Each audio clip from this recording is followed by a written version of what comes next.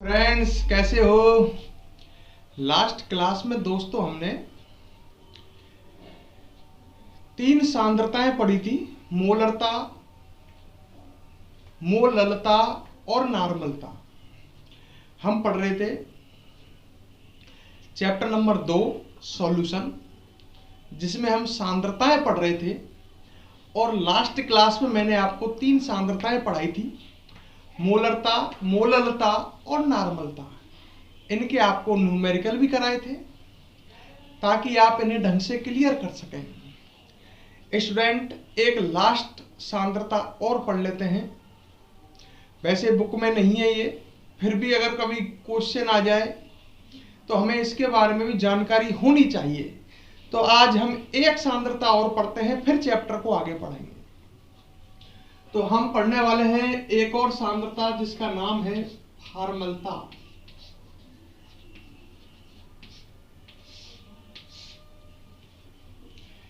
एक और सांद्रता जिसका नाम है फार्मलता, जिसका सिंबल है F। तो फार्मलता की जानकारी लेते हैं कि फार्मलता क्या है। हम अब तक टोटल 7 सांद्रताएं पढ़ चुके हैं। पहले द्रव्यमान प्रतिशत पढ़ी, फिर आयतन प्रतिशत पढ़ी, फिर द्रव्यमान आयतन प्रतिशत, मोलंश, मोलरता, मोललता और नार्मलता। और अब हम एक और सांद्रता पढ़ रहे हैं फार्मलता, लास्ट। क्लियर? फिर हम चैप्टर में आगे बढ़ेंगे। इसको भी इसके फॉर्मूले से समझाता हूं आपको कि फार्मलता है क्या। हमने फार्मलता का फॉर्मूला देखते हैं। फार्मलता बराबर होता है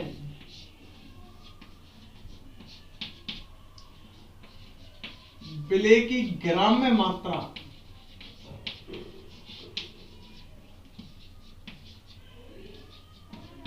बटे विलेय का सूत्रभार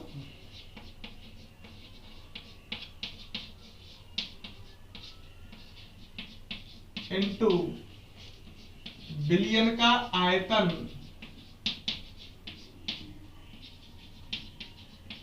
लीटर में, और ml में दे रखा हो तो ऊपर 1000 का गुना, ताकि वो लीटर में कन्वर्ट हो जाए। तो स्टूडेंट्स, फार्मलता का फॉर्मूला देखा आपने। इसमें एक नई चीज आई नीचे। अगर इसकी तुलना आप मोलरता से करो तो ये काफी हद तक मोलरता से मैच कर रही है। मोलरता का फॉर्मूला था विलेय की ग्राम में मात्रा बटे विलेय का अणुभार इनटू बिलियन का आयतन। नार्मलता में यहां पर था सूत्रभार, नार्मलता में यहां पर था तुल्यांकी भार। मोलरता में था यह अणुभार और फार्मलता में यहां है सूत्रभार। ठीक है, तो ये तीनों मैच करती है, मोलरता, नार्मलता और फार्मलता। सूत्रभार क्या है? पहले डेफिनेशन तो आप बना सकते हो यहां से। विलेय के इकाई सूत्रभार, इसको 1 कर दो, और बिलियन के 1 लीटर आयतन में, आयतन 1 लीटर कर दो, तो ये नीचे का पूरा 1 हो जाएगा ना। तो विलेय की ग्राम में मात्रा ही क्या कहलाएगी? फार्मलता। तो हम परिभाषा बना सकते हैं फॉर्मूले से। विलेय के इकाई सूत्रभार या 1 सूत्रभार तथा बिलियन के 1 लीटर आयतन में उपस्थित विलेय की ग्राम में मात्रा उस बिलियन की फार्मलता कहलाती है। दोनों को 1 कर दो ना। विलेय के 1 सूत्रभार, इकाई सूत्रभार, वे बिलियन के इकाई आयतन में उपस्थित विलेय की ग्राम में मात्रा बिलियन की फार्मलता कहलाती है। समस्या ये नहीं है परिभाषा, समस्या एक सामने खड़ी हुई है। समस्या साहब सूत्रभार क्या है? मैं इनकी एक बात देखो, मैं आपको सूत्रभार समझाता हूं कि सूत्रभार क्या है। इसको ढंग से समझ लेना। कभी बुक में तो है नहीं, पर अभी कभी कोई क्वेश्चन आ जाए तो हमें इसकी भी नॉलेज होनी चाहिए कि सर ये सूत्रभार क्या आफत है। तो सूत्रभार की आफत को सॉल्व करते हैं। देखो इधर मेरी बात को सुनना। जो 3 पदार्थों के नाम ले रहा हूं मैं, एक तो फार्मिक अम्ल जिसका फॉर्मूला होता है HCOOH। ठीक है, कौन सा अम्ल है? फार्मिक अम्ल, एक एसिटिक अम्ल जिसका फॉर्मूला होता है CH3COOH, एसिटिक अम्ल है ये, और एक बेंजोइक अम्ल, ये एसिटिक अम्ल है।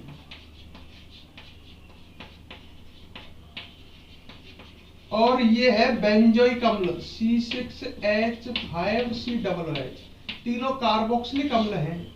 COOH है ना पीछे, जिनमें COOH होता है वो कार्बोक्सिलिक अम्ल होते हैं। ये है बेंजोइक अम्ल।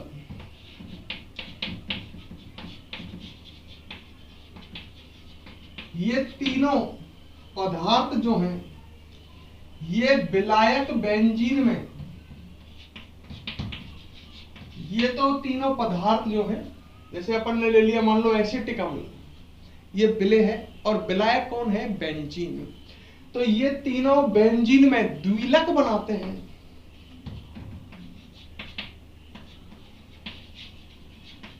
मैंने एक बात बताई है, इसको हमेशा याद रखना। मतलब फार्मिक अम्ल, एसिटिक अम्ल व बेंजोइक अम्ल, ये तीनों बेंजीन विलायक में द्विलक बनाते हैं। इसका मतलब क्या है? मतलब इनके दो अणु आपस में जुड़ जाते हैं। बात को समझ रहे हो? जैसे मैं एग्जांपल से दूं, बात को समझना। मतलब एसिटिक अम्ल जो है इसके दो अणु आपस में जॉइंट हो जाते हैं, द्विलक बनाते हैं। इसका मतलब ये तीनों द्विलक बनाते हैं ना बेंजीन में, मतलब इनके दो अणु आपस में जुड़ जाते हैं। जब दो अणु जुड़ जाएंगे तो अणुभार का सूत्रभार दुगना हो जाएगा। जैसे ये एसिटिक अम्ल है, इसका अणुभार निकालते हैं। एक अणु का भार, अणुभार 12, 13, 14, 15, 12 दूनी 24, प्लस 2 कार्बन के लिए 24, हाइड्रोजन 4 तो 4, और 2 ऑक्सीजन के लिए 32, टोटल आएगा 46। 4 दूनी 8, 2 10, टोटल आएगा 60।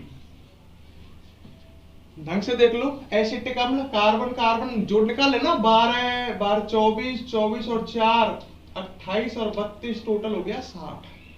तो ये तो इसका अणुभार है। अणुभार एक अणु का भार होता है, पर इसका सूत्र भार कितना हो जाएगा? दुगुना। 60 गुना 2 बराबर 120, ये सूत्र भार है भाई। ढंग से सुनो मेरी बात को। एसिटिक अम्ल ने क्या किया? बेंजीन में द्विलक बना लिया, विलायक बेंजीन है, इसमें इसके दो अणु जुड़ गए। जब दो अणु जुड़ गए, द्विलक बन गया, तो सूत्रभार अणुभार का कितना हो जाएगा? दुगुना हो जाएगा। तो यहां पर हम 120 काम में लेंगे। अब अगर मान लो द्विलक नहीं बनाता तो वही अणुभार होता, वही सूत्रभार होता। मैंने कहा कि ये विलेय है और ये विलायक में त्रिलक बनाता है, तो इसका सूत्रभार जो होगा वो अणुभार का 3 गुना हो जाएगा।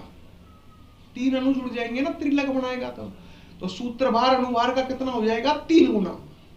कभी एक कोई क्वेश्चन आ जाए, फार्मलता ज्ञात कीजिए और इनके लिए बोल दे कि एसिटिक अम्ल विलायक बेंजीन में उपस्थित है, फार्मलता निकालनी है, तो हमें आपको दिमाग में होना चाहिए कि सूत्रभार जो है वो अणुभार का दुगना हो जाएगा, क्योंकि ये बेंजीन में क्या बनाते हैं? द्विलक बनाते हैं।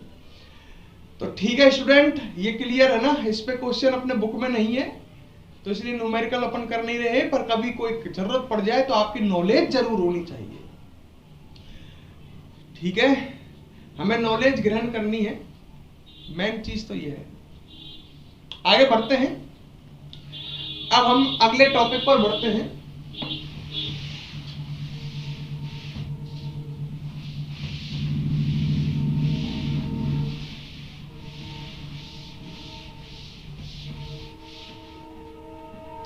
नेक्स्ट टॉपिक, शानदार टॉपिक, ढंग से समझना। अगला टॉपिक है ठोस की द्रव में विलेयता।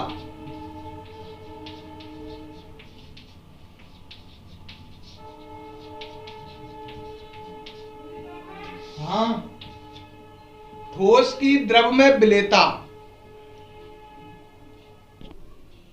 हाँ तो स्टूडेंट, अब पढ़ने वाले हैं ठोस की द्रव में विलेयता। इंपॉर्टेंट टॉपिक, ढंग से समझना।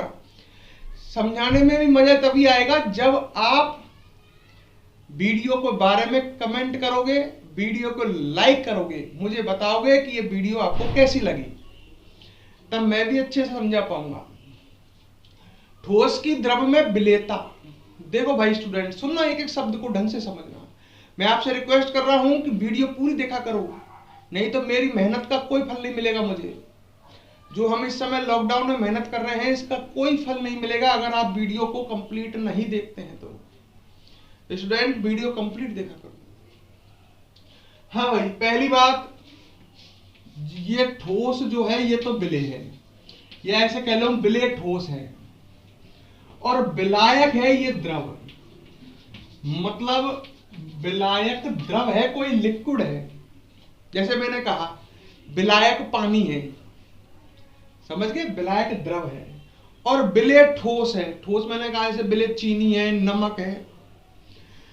तो ऐसे कह सकता हूं, टॉपिक यह है कि ठोस विलेय की द्रव विलायक में विलेयता, मतलब ठोस की द्रव में विलेयता, मतलब विलेय तो है ठोस, एक एक शब्द को समझो, और विलायक है द्रव, और उस ठोस विलेय की द्रव विलायक में विलेयता पढ़नी है।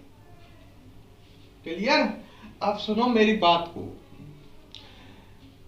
बात ऐसा भी होती क्या है, ठोस की द्रव में विलेयता क्या है, तो सुनो मेरी बात को, समझ लो, परिभाषा याद कर लेना।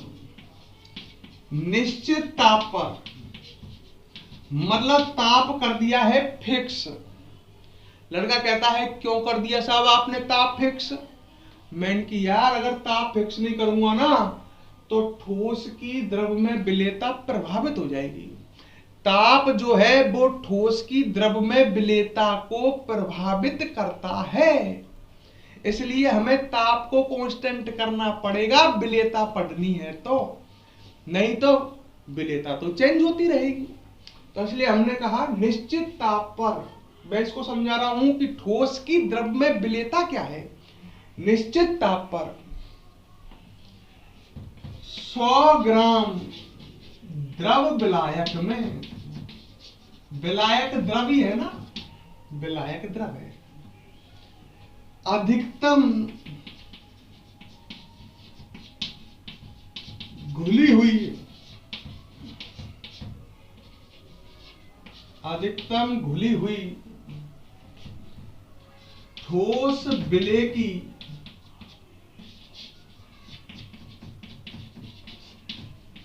ग्राम में मात्रा उस ठोस की द्रव में विलेयता कहलाती है।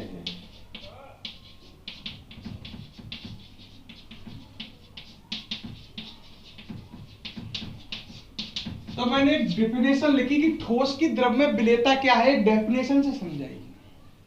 निश्चित ताप पर, अब इसको डेफिनेशन को डायग्राम से देख लो। ये लो भाई, एक पात्र है, ताप कांस्टेंट है, कांस्टेंट।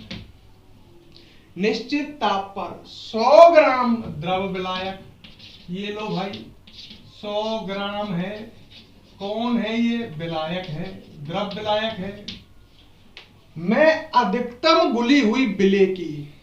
इसमें विलेय अधिकतम घोल लेना है। कैसा विलेय? ठोस विलेय। जैसे मान लो ये पानी है, इसमें चीनी घोल रहे हो, पानी कितना लिया है, 100 ग्राम। चीनी घोल रहे हो तो चीनी जितनी घुल जाए इसमें उतनी घोल लो, अधिकतम घुली हुई। मान लो चीनी घुल गई इसमें, अधिकतम कितनी, 20 ग्राम। तो ये जो है 20 ग्राम, जो ये विलेय की ग्राम में मात्रा है, यही इस ठोस की इस द्रव विलायक में विलेयता है। सही है? अब मैं ऐसे कहता हूं, छोड़ो इसे, मैंने पानी लिया 100 ग्राम और उसमें नमक घोला, नमक 30 ग्राम घुला 100 ग्राम पानी में, तो मुझे बताओ नमक की विलेयता कितनी है, 30 ग्राम। यही तो परिभाषा कह रही है। निश्चित ताप पर एक एक शब्द, 100 ग्राम द्रव विलायक में अधिकतम घुली हुई ठोस विलेय की ग्राम में मात्रा उस ठोस की द्रव में विलेयता कहलाती है। तो आप समझ गए होंगे ठोस की द्रव में विलेयता क्या है। 100 ग्राम द्रव विलायक में अधिकतम घुली हुई ठोस की ग्राम में मात्रा है। समझ गए? चलो भाई, तो ठोस की द्रव में विलेयता तो हमने जानी है। अब पढ़ेंगे ठोस की द्रव में विलेयता को प्रभावित करने वाले कारक। क्लियर कर लेना, ठोस कौन है? विलेय है। द्रव कौन है? विलायक है। ठोस की द्रव में विलेयता को प्रभावित करने वाले कारक।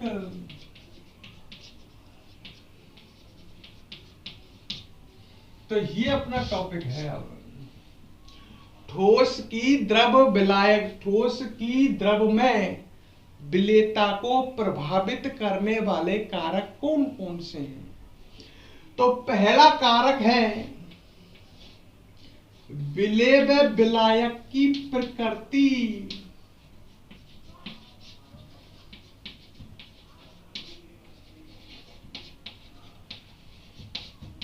पहला कारक कौन सा है? विलेय व विलायक की प्रकृति। हाँ भाई, विलेय कैसा है? बोलो। ठोस। विलायक कैसा है? द्रव। तो दोनों की प्रकृति पर, मतलब दोनों की प्रकृति विलेय और विलायक की, दोनों की प्रकृति पर विलेयता निर्भर करती है। ठोस की द्रव में विलेयता को प्रभावित करने वाला कारक है ये। विलेय व विलायक की प्रकृति कैसे है? एक बात मैं बचपन से बोल रहा हूं, कभी सुनी होगी मेरे मुंह से, समान समान को घोलता है।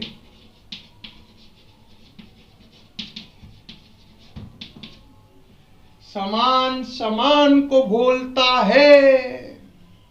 इसका मतलब ध्रुवीय विलेय ध्रुवीय विलायक में अधिक घुलता है, अध्रुवीय विलायक में कम घुलता है। मेरा कहने का मतलब जो ध्रुवीय विलेय है वो किस में ज्यादा घुलेगा?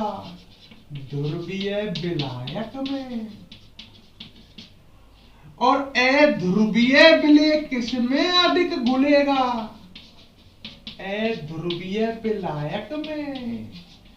समान समान को घोलता है।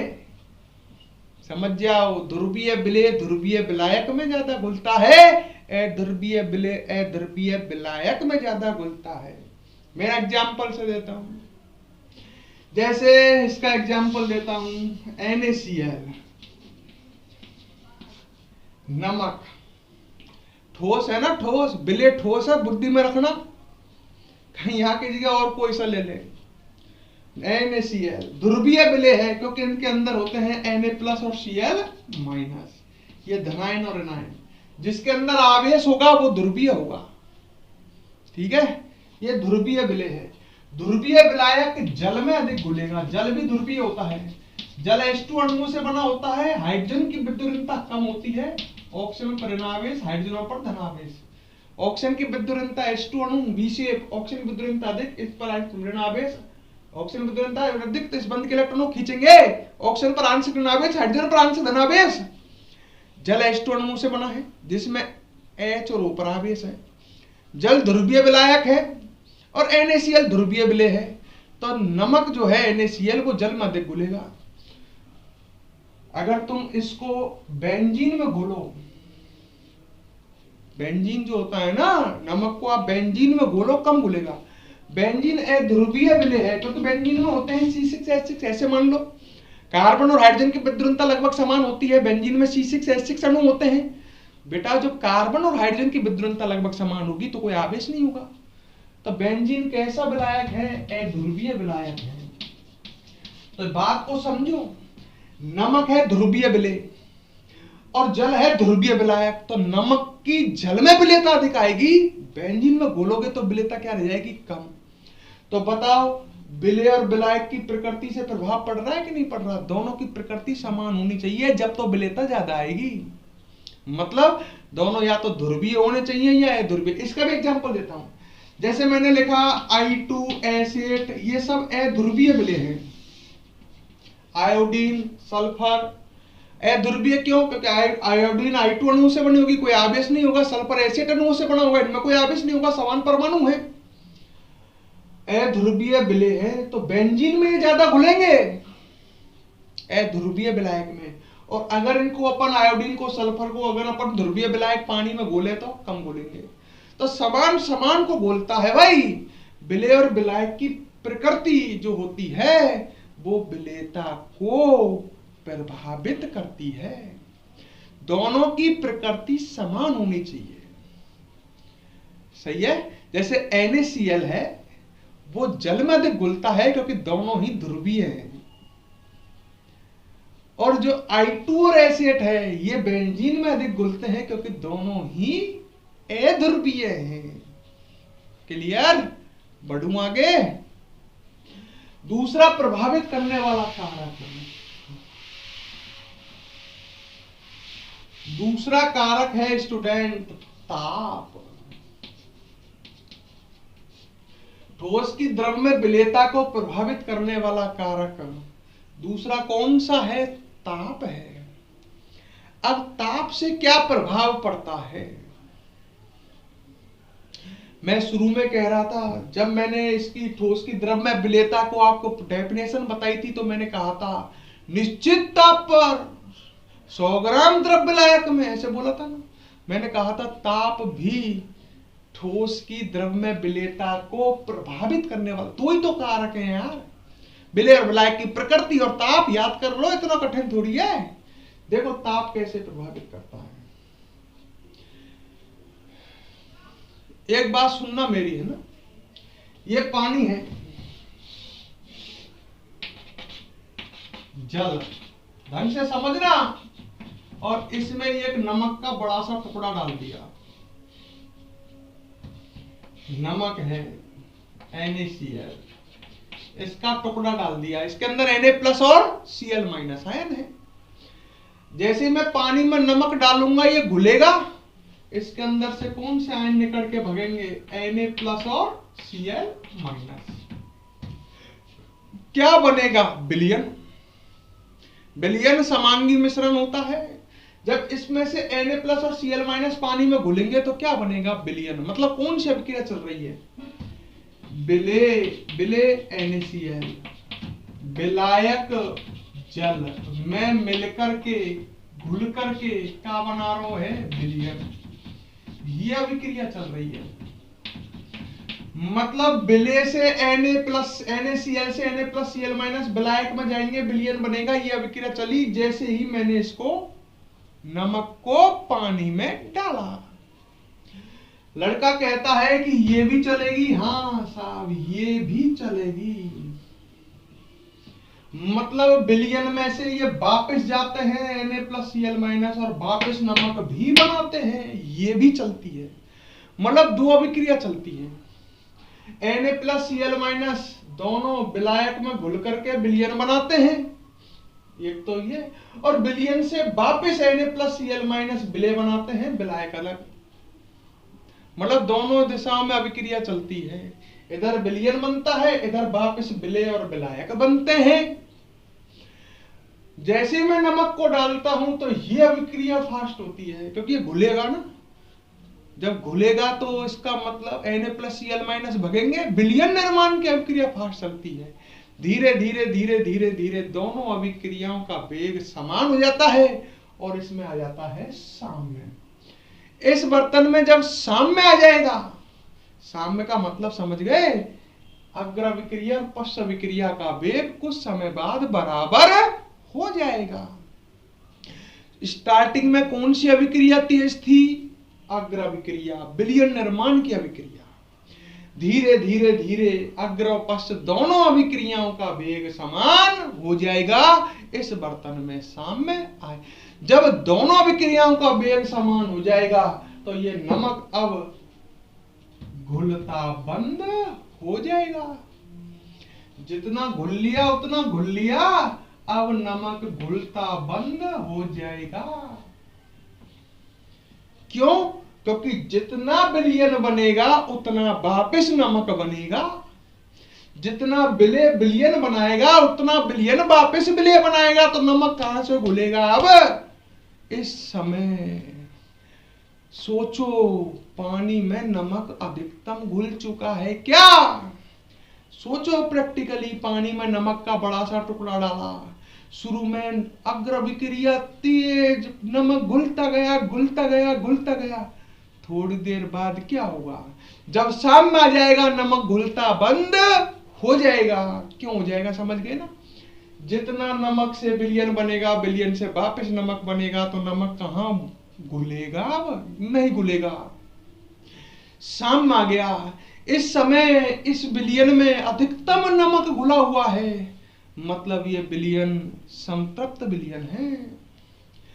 बेटा उस संतृप्त विलयन, उस विलयन को कहते हैं जिस विलयन में विलय अधिकतम घुला हो। इस विलयन में नमक मैक्सिमम घुला हुआ है, अधिकतम घुला हुआ है, तो ये बन गया संतृप्त विलयन। अब मैं शॉर्ट में बोलता हूं, इतना समझाया उसका निष्कर्ष कि संतृप्त विलयन में विलय प्लस विलायक से बना विलयन और विलयन से वापस बना विलय और विलायक इस अभिक्रिया के मध्य साम्य होता है। यानी कह दूं, जब इस अभिक्रिया के मध्य साम्य आ जाता है तो यह विलयन संतृप्त हो जाता है, इसमें विलय अधिकतम घुला होता है।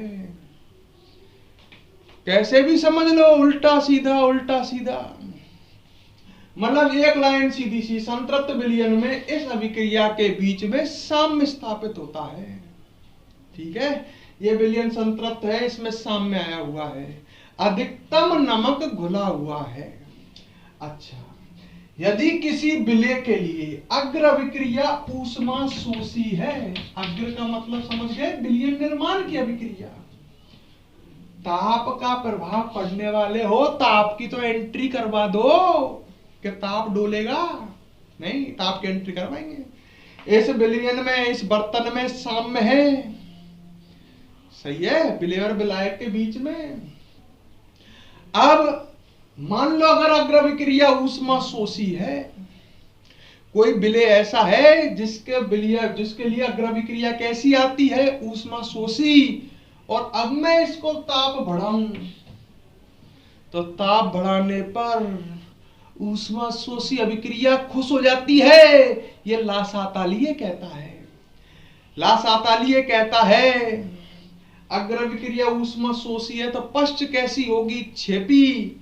लासातालीय कहता है यदि किसी उत्क्रमणीय अभिक्रिया में आप ताप में वृद्धि करते हो तो ऊष्मा शोषी अभिक्रिया का वेग बढ़ जाता है। अरे ताप किसको? ऊष्मा ही तो है ताप, ऊष्मा शोषी अभिक्रिया कोई तो ताप चाहिए।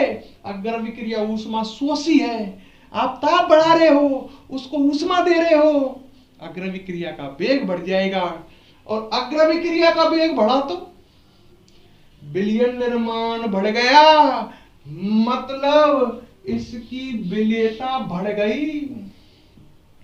नहीं बढ़ी क्या?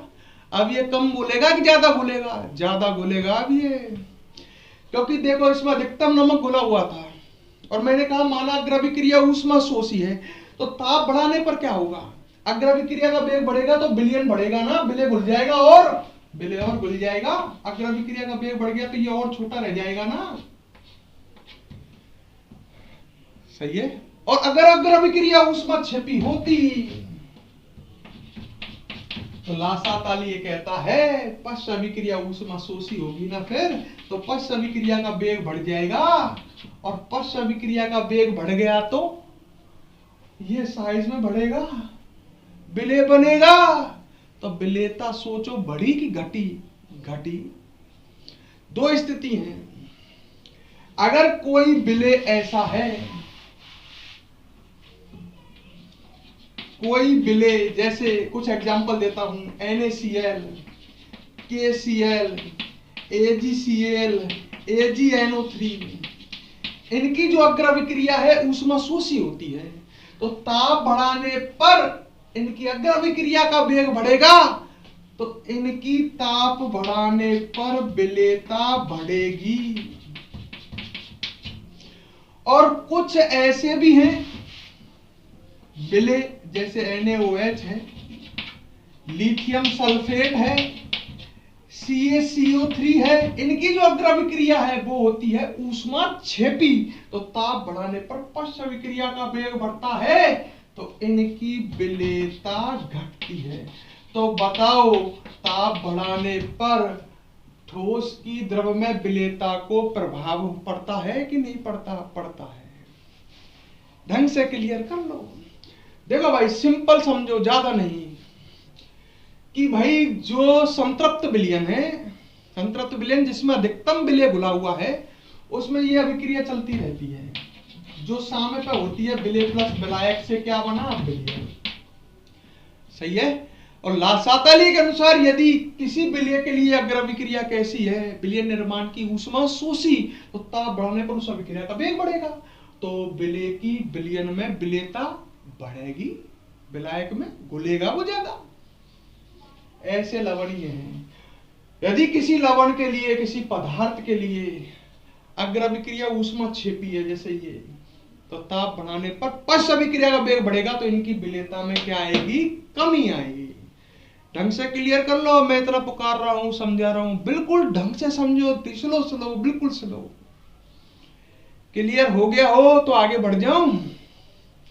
ढंग से लाइन को बार बार सुन लेना, टॉपिक को बार बार देख लेना, और वीडियो पसंद आए तो कमेंट करना। इतनी गर्मी में बिना पंखा चलाए वीडियो बनाते हैं तुम्हारे लिए, लाइक कमेंट जरूर करना। ठीक है भाई, एक लवण के बारे में भी बात करता हूं। उस लवण का नाम है ग्लूवर लवण। कभी पहले भी बोला था मैंने इसका नाम। ग्लूवर लवण का फॉर्मूला है Na2SO4.NH2। इस लवण के संतृप्त विलयन को, ये इसका संतृप्त विलयन है, समझ गए? जब हम गर्म करते हैं तो 32.4 डिग्री सेल्सियस ताप तक तो विलेयता बढ़ती है। भाई ग्लूवर लवण है ये Na2SO4.NH2, इसका संतृप्त विलयन है ये, अधिकतम मतलब इसमें ये घुला हुआ है। जब हम ताप बढ़ाते हैं तो 32.4 डिग्री सेल्सियस ताप तक तो विलेयता बढ़ती है। क्यों बढ़ती है? क्योंकि उस 32.4 डिग्री सेल्सियस ताप तक इसमें से जल के अणु निकलते हैं। जब जल के अणु निकलते हैं तो ऐसे समझो ना, विलेय टूट रहा है, विलेय टूट रहा है तो वो क्या बना रहा है? विलेय जब टूटेगा तो क्या बनेगा? विलयन। मतलब अग्र अभिक्रिया फास्ट है। विलेय टूट रहा है तो विलयन बन रहा है ना भाई। जब मैं इसको गर्म करता हूं, इसके विलयन को, ग्लूवर लवण के संतृप्त विलयन को गर्म करता हूं, तो 32.4 डिग्री सेल्सियस ताप तक जल के अणु निकलते हैं इससे, और जल के अणु जब निकलेंगे तो विलयन बनेगा। ये टूट रहा है ना विलेय, तो विलेयता बढ़ेगी। बाद में क्या होगा? इससे अधिक ताप पर, 32.4 डिग्री सेल्सियस से अधिक ताप पर, बाद में फिर विलेयता घट जाएगी। तो 32.4 डिग्री सेल्सियस ताप तक तो विलेयता बढ़ती है, बाद में विलेयता घटती है। क्यों? क्योंकि इसकी अग्र अभिक्रिया ऊष्माक्षेपी होती है। तो बताओ बाद में विलेयता बढ़ेगी घटेगी? घटेगी है। पश्च अभिक्रिया का वेग बढ़ने लग जाएगा ना, तो इसकी विलेयता बाद में घटती है। स्पेशल केस ग्लूवर लवण, मैं स्पेशल केस इसलिए बता रहा हूं क्योंकि इंपॉर्टेंट होता है। तो ग्लूवर लवण के लिए कोई पूछे 32.4 डिग्री सेल्सियस ताप तक आप बता सकते हो विलेयता बढ़ती है, कारण दे सकते हो क्योंकि जल कण उससे निष्कासित होते हैं। बाद में विलेयता घटती है। क्यों? क्योंकि इसके लिए जो विलयन निर्माण की अग्र अभिक्रिया है, वो अभिक्रिया कौन सी होती है? अग्र अभिक्रिया ऊष्माक्षेपी। तो ताप बढ़ाने पर पश्च अभिक्रिया का वेग बढ़ता है तो विलेयता घटती है। Clear student? इसके बाद हम आगे बढ़ते हैं। यहां तक कोई समस्या है? अब नेक्स्ट टॉपिक, ठोस की द्रव में विलेयता को प्रभावित करने वाला कारक। तो हमने आज टॉपिक पढ़ा, पहले सांद्रता, फॉर्मलता पढ़ी, फिर उसके बाद ठोस की द्रव में विलेयता को मैंने परिभाषित किया। कितनों को याद है परिभाषा बोलना? निश्चित ताप पर 100 ग्राम द्रव विलायक में अधिकतम घुली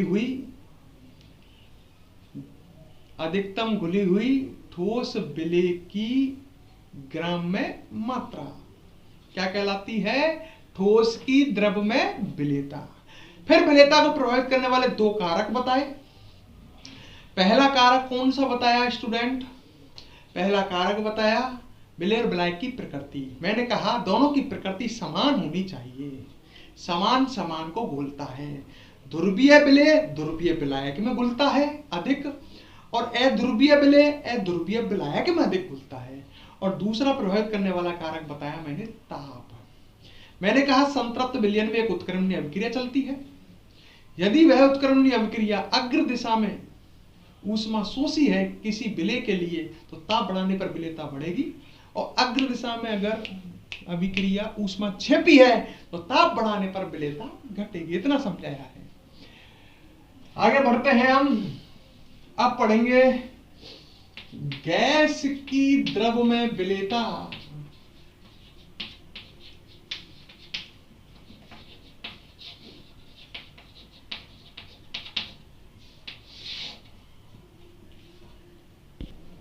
हाँ तो स्टूडेंट हम पढ़ते हैं अब गैस की द्रव में विलेयता। देखो गैस की में द्रव में विलेयता को, गैस की द्रव में विलेयता को अवशोषण गुणांक से प्रदर्शित करते हैं। यहां एक डेफिनेशन आने वाली है, पूछूंगा आपसे मैं। गैस की द्रव में विलेयता को किससे दर्शाते हैं? अवशोषण गुणांक से, है ना भाई। यहां भी वही है। आपके विलेय कैसा है? विलेय चेंज हो गया है अपना। आपके विलेय गैस है, विलायक तो अब भी क्या है? द्रव। पहले विलेय कौन था? ठोस था। तो विलेय गैस की द्रव विलायक में विलेयता को किससे प्रदर्शित करते हैं? अवशोषण गुणांक से। जैसे किसी गैस का अवशोषण गुणांक ज्यादा है तो उसकी विलेयता ज्यादा होगी, किसी गैस का अवशोषण गुणांक कम है तो उसकी विलेयता कम होगी। बात है साहब, अवशोषण गुणांक क्या होता है? अवशोषण गुणांक होता है निश्चित ताप पर, ताप कांस्टेंट करना पड़ेगा क्योंकि विलेयता पढ़ रहे हो, ताप से प्रभावित होती है। निश्चित दाब पर, दाब भी कांस्टेंट करना पड़ेगा यहां, क्योंकि दाब गैसों की द्रव्य विलेयता को प्रभावित करने वाला कारक है। निश्चित ताप पर व निश्चित दाब पर 1 ml विलायक में, कैसे विलायक में? द्रव विलायक में 1 ml कह लो, 1 सेंटीमीटर क्यों कह लो, एक ही बात है। निश्चित ताप व निश्चित दाब पर 1 ml द्रव विलायक में घुली हुई गैस की है ml में मात्रा, अब उस गैस का अवशोषण गुणांक कहलाती है।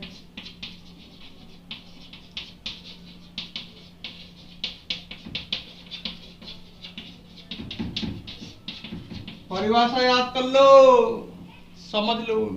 निश्चित ताप पर निश्चित दाब पर कितने विलायक में? 1 ml विलायक में जितनी गैस घुली हुई है उसकी ml में मात्रा। जैसे 1 ml विलायक में मान लो कोई गैस 0.2 ml घुली हुई है, तो उसका ये उस गैस का क्या है? अवशोषण गुणांक है। और किसी गैस का अवशोषण गुणांक जितना ज्यादा होगा उस गैस की विलेयता उतनी अधिक होगी। तो गैस के अवशोषण गुणांक को, गैस की विलेयता को किससे दर्शाते हैं? अवशोषण गुणांक से। अवशोषण गुणांक क्या है? निश्चित ताप व निश्चित दाब पर 1 ml द्रव विलायक में घुली हुई गैस की ml में मात्रा। क्लियर? लिख लेना, मैं तुम्हारे लिखने के लिए, नोट्स बनाने के लिए इस तरह से लिखता हूं ताकि आप नोट्स बना सकें। अगर आपको पीडीएफ उपलब्ध नहीं हुई है तब भी आप नोट्स बना सकें स्वयं के। ठीक है भाई, नोट्स बनाना सीखो बेटा। वो कब तक पार पड़ेगी? अब तक लॉकडाउन चल रहा है, आपको पढ़ाया जा रहा है। आप नोट जो मैं बोलता हूं उसमें से काम की बातों को नोट कीजिए ना, और फिर आपके हेल्प के लिए वीडियो है ही आपके पास, परमानेंट उपलब्ध है। हम आपके पास हमेशा हर समय आप वीडियो के माध्यम से उपलब्ध हैं। जहां भी अटकते हो वीडियो देखो, खुद के नोट्स बनाओ। मेहनत आपको करनी पड़ेगी, मेहनत हम भी कर रहे हैं, मेहनत आप भी कीजिए। जब दोनों काम करेंगे तब सफलता मिलेगी। आगे बढ़ते हैं। एक अवशोषण गुणांक का क्रम याद कर लेना भाई। सबसे अधिक अवशोषण गुणांक जो होता है अमोनिया गैस का होता है, उससे कम HCl गैस का, उससे कम SO2 गैस का, उससे कम CO2 गैस का, उससे कम एथाइन गैस का या एसिटिलीन बोल लो, उससे कम O2 का, सबसे कम N2 का। यह है अवशोषण गुणांक का क्रम। सबसे अधिक अवशोषण गुणांक अमोनिया का है। ये जल में अवशोषण गुणांक है इनका, मतलब जल में इसकी विलेयता सबसे अधिक होती है। और N2 का जल में अवशोषण गुणांक सबसे कम है, तो N2 की जल में विलेयता सबसे कम है। गैसों की विलेयता को अवशोषण गुणांक से प्रदर्शित करते हैं।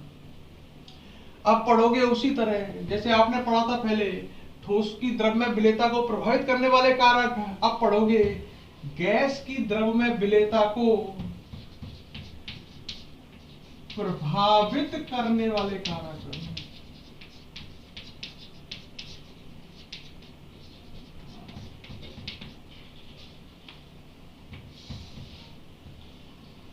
क्लियर? क्लियर? तो पहला पढ़ेंगे हम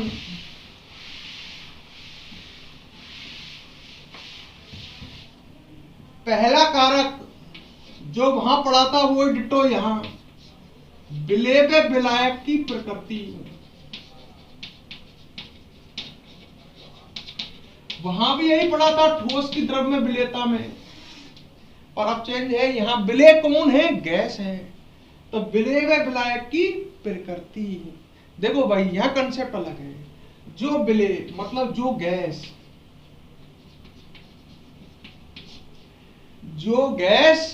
विलायक से अभिक्रिया करती है, और अभिक्रिया करेगी तो क्या बनेगा? उत्पाद। कोई भी गैस है और विलायक से अभिक्रिया कर रही है तो उसकी विलेयता अधिक आती है, और कोई गैस ऐसी है जो विलायक से क्रिया नहीं कर रही है तो उसकी विलेयता क्या आती है? कम। तो बताओ गैस की द्रव्य में विलेयता को ये दोनों प्रभावित नहीं करते क्या? दोनों ऐसे होने चाहिए विलेय और विलायक जो आपस में क्रिया करते हों, तब तो विलेयता अधिक आएगी। और दोनों आपस में क्रिया नहीं करते हैं तो विलेयता क्या आएगी? कम। जैसे NH3 जो है ये जल से क्रिया करती है और NH4OH बना लेती है, तो NH3 की जल में विलेयता ज्यादा आएगी क्योंकि ये जल से क्रिया कर रही है। ऐसे मैंने कहा SO2 है, ये जल से क्रिया करके अम्ल H2SO3 बना लेती है, तो SO2 की जल में विलेयता क्या आएगी? अधिक, क्योंकि जल से क्या करती है? अभिक्रिया करती है। मैंने कहा HCl की जल में विलेयता अधिक होती है क्योंकि ये भी जल से क्रिया करता है, जल में टूट जाता है, अम्ल है, Cl- बनाएगा और संग में बनाएगा इसका H+, यहां से यहां जुड़ जाएगा, संग में बनाएगा H3O+, H+ जुड़ गया तो H3O+। तो ये तीनों गैसें जल से क्रिया कर रही हैं, यहां दोनों विलेय और विलायक दोनों क्रिया कर रहे हैं, तो इन गैसों की जल में विलेयता क्या आएगी? अधिक आएगी। O2, N2, CO2 ये जल से क्रिया नहीं करती हैं, O2, N2 वगैरह ये जल से क्रिया नहीं करती हैं, तो इनकी जल में विलेयता क्या आती है? कम आती है। तो जो गैसें जल से क्रिया करती हैं, मतलब जो गैसें विलायक से क्रिया करती हैं, उन गैसों की विलेयता अधिक होती है, और जो गैसें विलायक से क्रिया नहीं करती हैं उन गैसों की विलेयता कम होती है। क्लियर? अगला प्रभावित करने वाला कारक आप पढ़ोगे ताप। वहां भी आपने यही पढ़ा था, यहां भी यही पढ़ रहे हो। वहां एक अभिक्रिया चलती थी, ध्यान करो, संतृप्त विलयन में, विलेय प्लस विलायक विलयन। यहां अलग तरह से समझेंगे। जैसे एक पात्र है, ये इसमें पिस्टन लगा हुआ है, ये इसमें विलायक भरा हुआ है, और ये ऊपर कोई गैस है विलेय। पिस्टन दबा दिया जिससे ये इसके कण इसमें घुल गए है, विलायक है, इसमें ये गैस खुली हुई है, ऊपर ये गैस भरी हुई है। क्लियर? अच्छा, अब बात को समझो। ताप बढ़ाने पर क्या होगा? लड़का ऐसे समझता है कि ताप बढ़ाने पर सीधी सी बात है, जो गैस इसमें विलायक में घुली हुई है उस गैस के अणुओं को क्या मिलेगी? गतिज ऊर्जा, ताप से ऊर्जा मिलेगी, जिससे ये गैस के अणु निकल निकल करके ऊपर भागेंगे। तो बताओ गैस की विलायक में विलेयता बढ़ रही है कि घट रही है? घट रही है। सरल तरीके से समझा दिया मैंने भाई, सीधी सी बात है। जैसे किसी विलायक में गैस घुली हुई है और उस विलयन को आप गर्म करते हो तो गैस के अणुओं को गतिज ऊर्जा मिलेगी, ताप से ऊर्जा मिलेगी, और वे गैस के अणु निकल निकल कर भगेंगे ना। जब गैस के अणुओं को गतिज ऊर्जा मिलेगी तो गैस के अणु विलायक से पलायन कर जाएंगे। तो बताओ गैस की विलायक में विलेयता बढ़ेगी कि घटेगी? घटेगी। अधिकांश गैसों के लिए ऐसा होता है। अधिकांश गैसों की ताप बढ़ाने पर विलेयता घटती है। क्यों? क्योंकि ताप बढ़ाने पर विलायक में उपस्थित गैस के अणुओं को गतिज ऊर्जा मिल जाती है, जिससे वे विलायक से पलायन कर जाते हैं। क्लियर, समझ में आया? पर कुछ गैस ऐसी हैं जैसे हीलियम है, हाइड्रोजन गैस है, इनके लिए ताप बढ़ाने पर विलेयता घटती है। याद रखना, दो गैस ऐसी हैं जो उल्टी चलती हैं। अधिकांश गैसों की तो ताप बढ़ाने पर विलेयता घटती है, क्योंकि ताप बढ़ाने पर गैस के अणु विलायक से पलायन कर जाते हैं, गतिज ऊर्जा मिल जाती है उनको इस कारण से। तो गैस की विलायक में विलेयता घटती है। पर हीलियम और हाइड्रोजन, लड़का कहता है अपवाद है। अपवाद नहीं, कारण है। यहां भी वही अभिक्रिया चलती है, उत्क्रमणीय। कौन सी? विलायक में मिलकर के विलयन बनाता है। विलेय प्लस विलायक दैट इज इक्वल टू विलयन। विलेय गैस है, विलायक में घुल के विलयन बनाती है, विलयन से वापस गैस विलेय बनता है, विलायक बनता है। यहां भी चलती है वो उत्क्रमणीय अभिक्रिया। तो अब समझो फिर इन गैसों के लिए क्या केस है। इन गैसों की जो इनकी गैसों उल्टा सुन लो, ताप बढ़ाने पर इन गैसों की, मैंने गलत लिख दिया, ताप बढ़ाने पर इन गैसों की विलेयता बढ़ती है। अधिकांश गैसों की तो ताप बढ़ाने पर विलेयता घटती है, पर इन गैसों की बढ़ती है, क्योंकि इनकी अग्रविक्रिया जो है वो कैसी होती है? ऊष्मा शोषी। तो ताप बढ़ाने पर अग्रविक्रिया का वेग बढ़ जाता है, तो ताप बढ़ाने पर ये गैसें उल्टी जल में अधिक घुलती हैं। विलायक जल है, कुछ नहीं कहूं तो मैं। ताप बढ़ाने पर ये गैस जल में अधिक घुलती हैं। क्यों? क्योंकि इनकी अग्रविक्रिया ऊष्मा शोषी होती है। और ऐसे समझ लो, जो अधिकांश गैस है इनकी अग्रविक्रिया कैसी है? ऊष्मा क्षेपी। तो ताप बढ़ाने पर इनकी विलेयता घटती है अधिकांश गैसों की। मैंने दोनों तरह से समझाया है, जैसे समझना चाहो। नोट्स को संग संग पढ़ लेना, आराम से समझ में आएगा। अब आगे हम एक प्रभावित करने वाला कारक और पढ़ेंगे, वो तीसरा कारक पढ़ेंगे दाब, जिसको हम नेक्स्ट क्लास में पढ़ेंगे। सबसे ज्यादा इंपॉर्टेंट गैसों के द्रव्य प्रभाव। देखो, ठोस की द्रव्य विलेयता को प्रभावित करने वाले कारक तो दो ही थे, विलेय और विलायक की प्रकृति और ताप। गैस के द्रव्य विलेयता को प्रभावित करने वाले कारक तीन हैं, दो तो वही हैं, विलेय और विलायक की प्रकृति और ताप, और तीसरा कारक बढ़ गया, वो बढ़ गया है दाब, जिसको नेक्स्ट क्लास में आप अध्ययन करोगे। इंपॉर्टेंट है, काफी बड़ा है, मैं इसलिए नहीं पढ़ा सकता इसको इस क्लास में। तो स्टूडेंट, वीडियो अगर पसंद आई हो लाइक कमेंट जरूर करें। धन्यवाद।